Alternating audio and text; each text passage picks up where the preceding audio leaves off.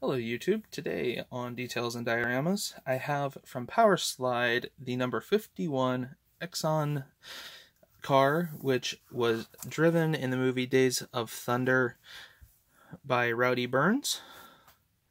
And in real life, it was driven by Derek Cope as the number 15 car.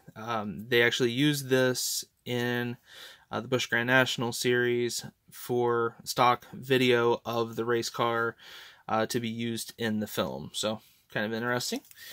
So let's get these decals out and we'll take a look at what comes on the sheets.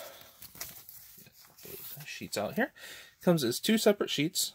So we'll start with the small one here first, which just has white Exxon.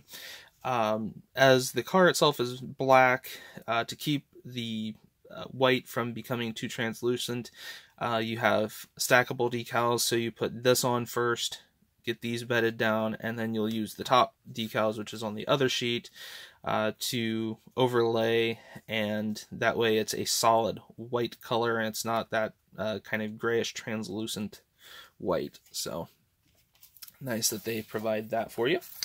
Looking at the primary decal sheet, we have this bright fluorescent orange striping that goes around the number. As you can see with the Exxon, they are embossed on the outer edge with a silver metallic ink, so it is reflective. And as you can see here, we have Kenny Schrader, who drove one of the cars. You have Greg Sachs, who drove one of the cars, as well as the Rowdy Burns. I apologize, it was not Derek Cope. It was Greg Sachs in the Busch series who ran this car that year. We do have all of the contingency decals, which is great to see to make up the actual cars. We have our gauge cluster here, have the tire decals to put on the wheels. See the Hendrick Motorsports. We have our hood pins down here in the lower corner.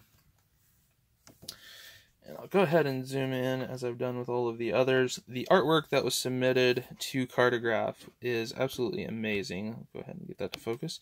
All of the decals are legible, so there's not just squiggly lines to represent numbers, it's actual numbers, which is again really great to see, even within the scope of the contingency decals. One thing that cameras don't often pick up is the color, the exact colors. These do actually have the proper colors to the eye, so if you see this in person, it looks like the correct colors for the Gatorade, as it would have. So you can see there the Exxon decals. So you can use the number 51 Mellow Yellow kit from Monogram to build this car.